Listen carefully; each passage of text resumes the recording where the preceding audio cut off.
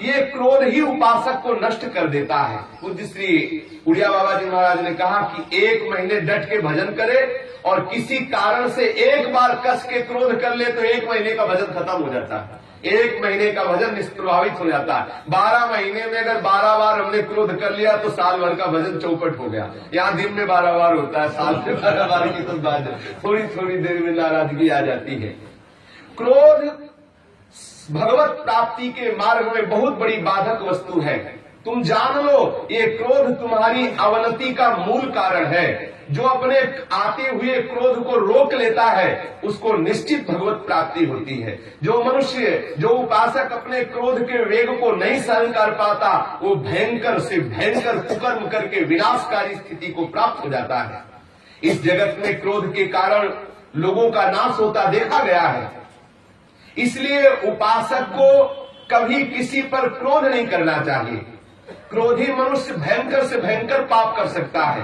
क्रोध के वशीभूत उपासक अपने गुरुजनों की हत्या भी कर सकता है।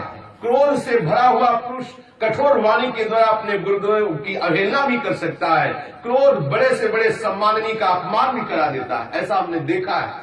क्रोधवश अपने अबध्य गुरुजनों की भी हत्या कर सकता है जो क्रोधी जन है।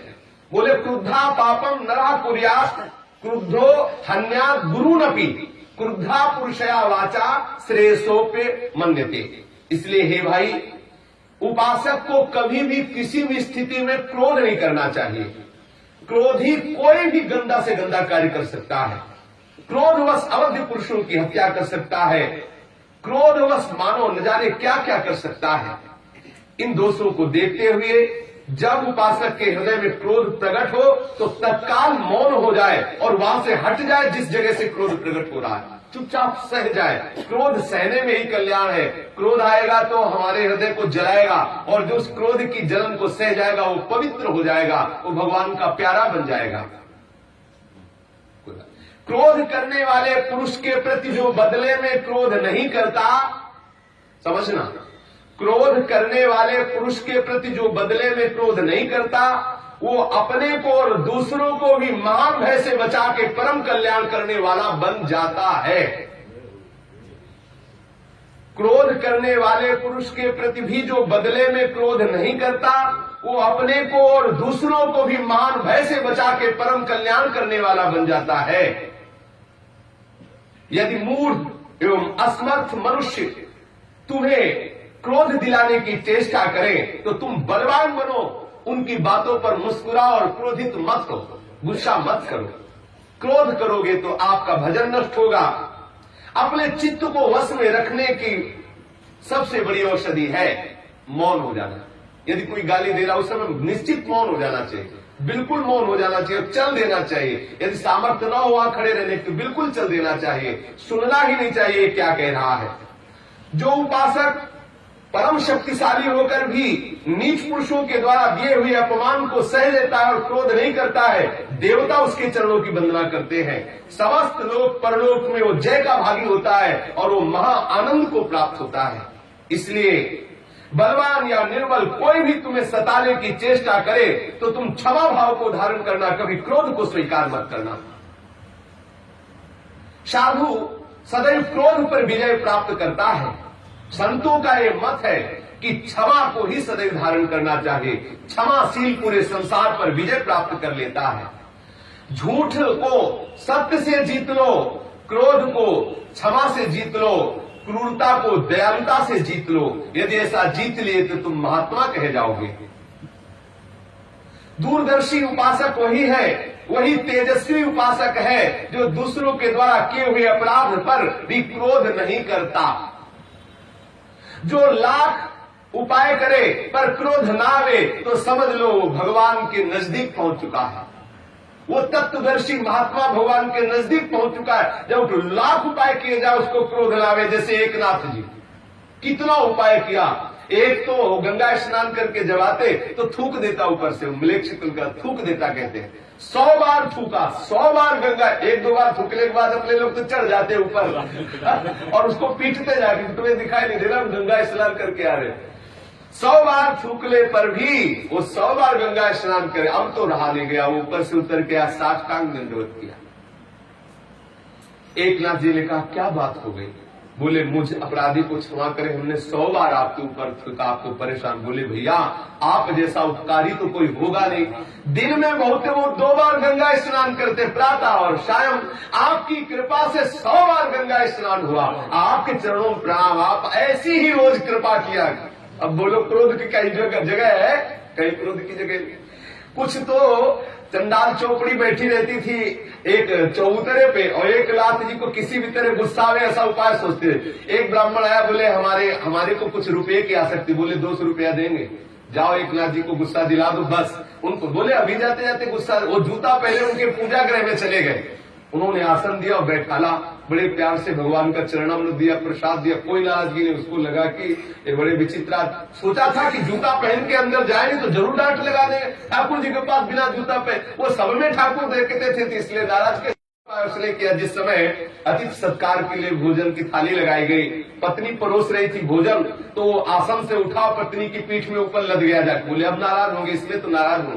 तो उन्होंने कहा संभालना संभालना। बोले हमें बेटे को संभालने का अभ्यास है, आप चिंता मत करें। एक नाथ जी की पत्नी ने कहा मुझे बेटे, वो बेचारा रो पड़ा, कई उपाय किए लेकिन रो पड़ा। तो उन्होंने पूछा क्यों रो रहे? बोले हमारे 200 रुपया मारे गए। बोले कैसे मारे गए? तो उन्होंने बताया वहां बैठे हुए लोगों ने कहा था कि आपको नाराज कर दे तो 200 रुपया मिल जाता, आप नाराज ही नहीं हो रहे, मैं क्या करूं? बोले आके बता देते, पहली बार में नाराज हो जाते। उन्हें 200 रुपया इतने महात्माओं के ऐसे ऐसे उदाहरण है कि लोगों ने कितना उनको क्लेश दिया लेकिन कभी नाराज नहीं हुए। क्रोध करत जे अनसहन निंदक तिरों पैन। महाप्रभु श्री हरिवंश चंद्र जी के लिए मंगल में श्री सेवक जी ने गान किया है। जो उत्पन्न हुए क्रोध को अपनी विवेक बुद्धि से दबा लेते हैं वो निश्चित श्री भगवान के समीप पहुंच चुके हैं।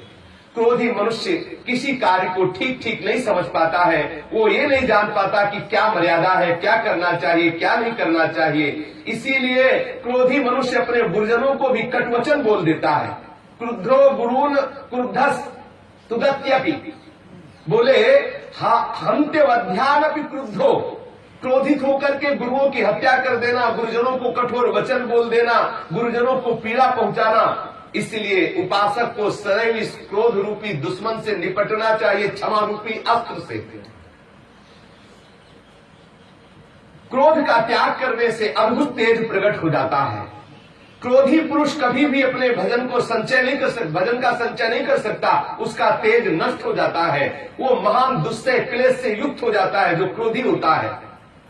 ये मूर्ख लोग ही क्रोध किया करते हैं और क्रोध को अपना बड़ा गर्व मानते हैं, मैंने ऐसा किया, मैंने। ये रजोगुण जनित जो क्रोध है ये उपासक का निश्चित नाश कर देता है। अतः हे सदाचार परायण उपासक, कभी भी क्रोध को मत करना, क्रोध को किसी भी तरह से स्वीकार मत करना।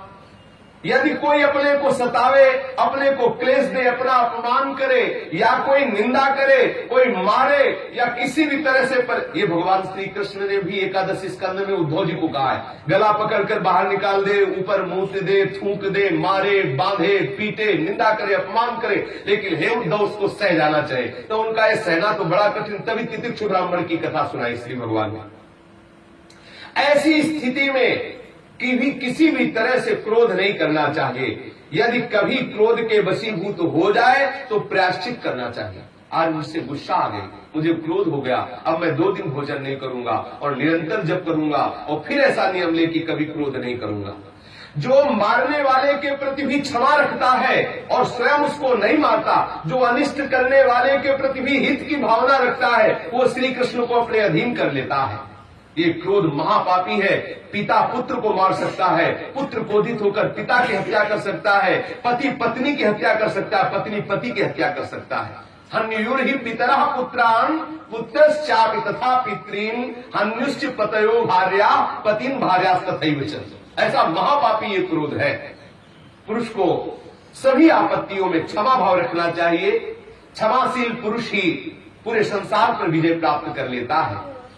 जो बलवान पुरुष होकर के भी दूसरे के द्वारा दी हुई गाली को सह जाता है और क्षमा कर देता है, जो अपने क्रोध को काबू कर लेता है, वो मानो पूरे विश्व को विजय प्राप्त कर, पूरे विश्व को विजय कर लिया, जीत लिया, अपने अधीन कर लिया। प्रभावशाली वही है जो कभी क्रोध न करे। ध्यान देना, सत्संग है, ये जरूर जीवन में धारण किया जाए।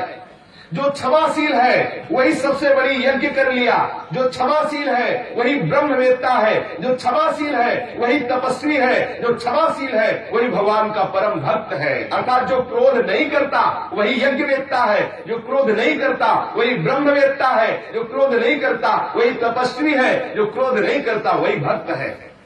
कबहू कहो या रानी रहोंगो, श्री रघुनाथ कृपाल कृपाते साध स्वभाव गहोंगो। आगे आया परुख बचन अति दुसा श्रवण सुनते पावक न दहोंगो। चाहे जितना कोई कड़ुआ बोले लेकिन हम बुरा नहीं मानेंगे। साधक को सदा क्षमा का आश्रय लेना चाहिए। जिस समय साधक सब कुछ सहन कर लेता है उसी समय वो ब्रह्म भाव को प्राप्त हो जाता है। ये देख लो, क्षन्तव्यमेव सततम पुरुषेण विजानता, यदा हि क्षमते सर्वं ब्रह्म संपद्यते तदा। जो सब कुछ सह जाता है, गाली अपमान निंदा सब कुछ सह जाता है, सब कुछ सहन कर लेता है और सबको क्षमा करता है, वो ब्रह्म भाव को प्राप्त हो जाता है, ब्रह्मानुभूति के योग्य हो जाता है। क्षमावान को इस लोक में सदैव सब सुख पहुंचाते हैं, क्षमावान को परलोक में सब आदर के साथ लेते हैं, क्षमावान को लोक परलोक सब जगह सम्मान प्राप्त होता है। इसलिए उपासक को कभी भी क्रोध नहीं करना चाहिए, सदा क्षमा भाव से क्रोध को नष्ट करते हुए श्री हरि का भजन करना चाहिए। श्री राधा वल्लभ लाल की जय।